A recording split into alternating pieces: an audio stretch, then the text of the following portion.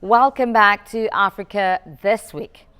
On special days and occasions when red carpets are rolled over unresolved issues, African countries often take time out to celebrate the process and reflect on the journey so far.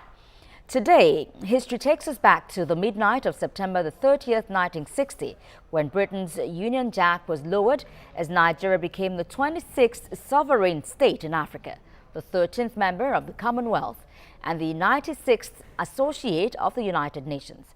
Joining me to dig deep on Africa this week is Tony Dania, a lawyer and political analyst. Welcome to the program. Good afternoon. Good afternoon, viewers. Nigeria at 58. How would you describe us as a people and as a nation? Nigerians have come of age. We've gone through the bad time, good time. And I must say that there is hope, there is room for us to move to the next level. The forefathers, those that founded or fought for our independence and had the opportunity of ruling us when things, I will say, were very, very okay. I've been commended by a lot, but personally, I say that they did not lay the right foundation and springboard for Nigeria to develop. Most of them went abroad, they schooled abroad, they saw what was happening there, they saw that there was regular light, there was train, there was road infrastructure, pension was easy to build and pay to pensioners, the economy was growing, industries were established. What did they do here? And if you ask me, that's the beginning of our problems. Exactly. You know, they didn't do all the things they needed to have done. Exactly. They didn't. And when the military came in and they said they want to help the country, they almost legitimized corruption. They were most of the, go to the history, there is no military head of state or early military personnel that have held elected political position in the country that is not a super rich man today. Go into the history, except of course Idi Agbon and Buhari, like we know. All others, IBB is super rich. Abacha was so rich that we are recovering the money. Gowon today is very rich. In for his time, he was very young as the head of state. So, but having done all this, Nigeria is now revolving. And I am afraid the way politics is going on in Nigeria, we are seeing a negatively improvised democracy.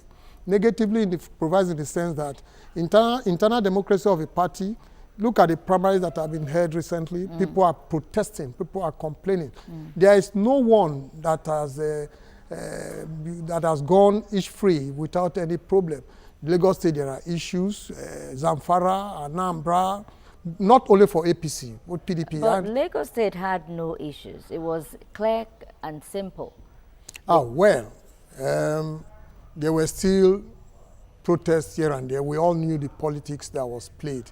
But at the end of the day, election was said to have been held, primary election. You know, you mentioned that the military rulers enshrined corruption. Yes. There's school of thoughts who say that although they actually did that, a lot of development, infrastructural development, took place during the military era than since Nigeria started with democracy. No, during the military era, yes, because the rule is by fiat. You don't go through any kind of negotiation, argument, discussion before you execute whatever decision you take at the Supreme Military Council. So what we are saying is that the springboard for development can be set. For instance, if you make light regular, you have set the springboard for individual development, which will have a positive boomerang effect on the economy. So if you said that, if you have road infrastructure, if you clear the sea and make it easy for also have maritime investment, if you make funds accessible, if you make it easy for pensioners to get their money, if you make what we call airstrips, not this airport that, how many airports do you have in this country? If you encourage what we call multiple refineries, the moment we have regular light, If you go to Russia, you see a lot of small refineries. We can do them. They are not expensive. You know that you can set up a refinery with just $1 million? And you get crude oil, you refine it to a finished product. So the springboard for development was not set. What they were doing was they were using money to set up project, and the project benefited some people. And when the civilians came back, they encouraged the civilians. The civilian leaders started taking clue from what the military have done. So they were also thinking of enriching themselves. There is no civilian appointees or elected person that did not come out richer than he was when he got that position. When he got into power. So that is the situation we find ourselves. So, well, do you fear that this is going to continue? I mean, people are advocating that the youth take over. The youth, too, have seen what the military did, and they have seen what our politicians have done. Yes. So do you think they will take a different route? Well, the youth are being silenced deliberately. Look at all those that are contesting different positions. Apart from the State House, all others, I've not seen any candidate that's less than 55. Yeah. I've not seen that. That is one. Then two, the youth are being oppressed. They have no choice than to remain silent. You know, because one, we are seeing money politics. In every ramification, money is involved. Indeed. And it takes an incumbent to make money enough to want to go back to that position. He comes back and buy off everybody or oppresses everybody. You understand? Now we have discovered that using talk is not a monopoly for any person. How many candidates do we have? And of course, we have so many parties, so many political parties. I wish we can cut it down to a sizable number. Now, if every candidate of each party arranges talks, how would the election look like? You know? Well, we seem to have witnessed about 19 years of unaltered democracy, if we can say so, since 1999. But how would you describe our democratic processes so far? Well, as regards contesting an election, declaration of a winner, and contesting results in the court, democratic we've been witnessing some progress in that direction. But what the issues we have is delivering the dividend. When you go through that election and you take over your office, doing the right things, I don't know, it's supposed to be a natural thing on the part of elected persons. But you will be surprised and say, isn't all the same edge we have that these people have? Why wouldn't they think of, for instance, we have three ministries on the shoulder of one minister. Yeah. Power, works, and housing. Yes. And now, how was power some years back? How is power now? We've always heard how much was spent on power.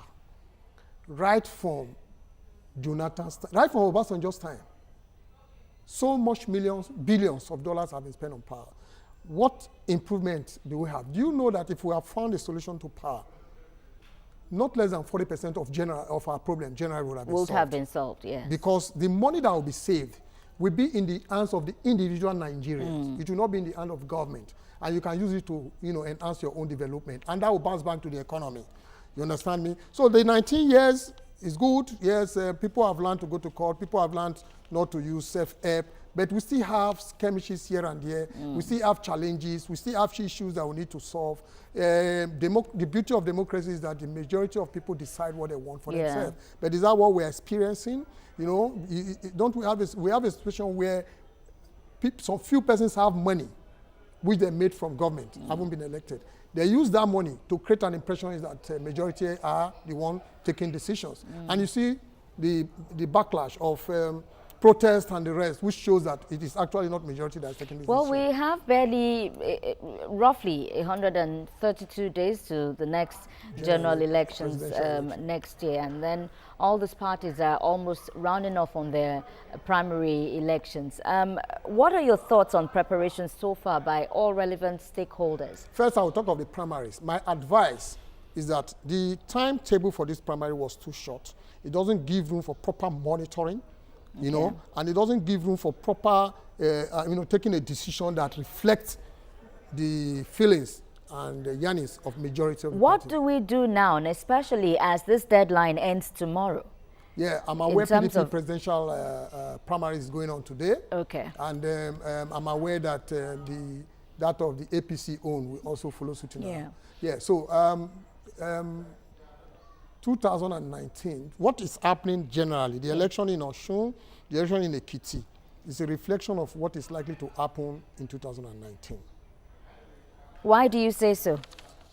APC won in Osun. Yes. APC won in Ekiti. The way the current chairman of APC is going is looking more at the elections of the presidential election of next year.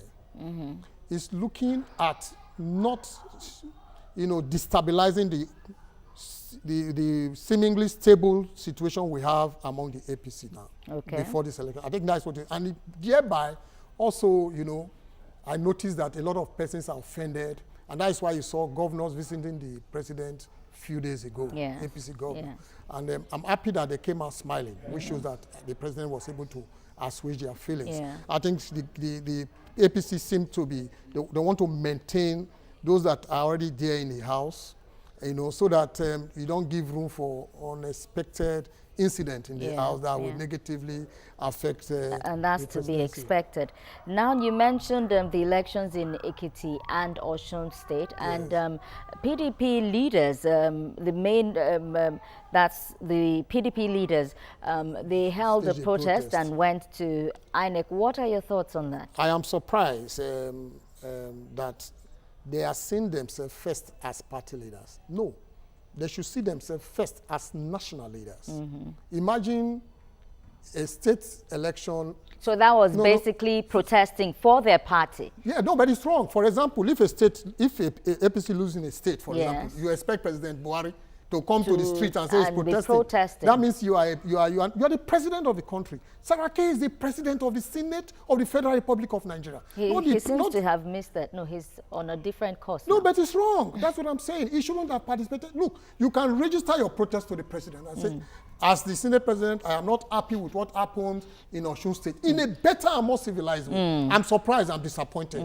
Not only by him, other observators that are hitherto respected were there. Yeah, they were all there. And you see, hoodlums can take advantage of this protest. And I learned that they were there. Indeed, We saw pictures and videos of Indeed, the they were. physical scuffle between senators, Yeah. honorable men, and policemen. We saw that. We saw that. That cannot happen in a civilized clime. It's wrong. All right, on that note, we're going to have to leave it there. We seem to be running out of time. Tony Dania, lawyer and political analyst, I'd like to thank you for joining me. Thank you very much.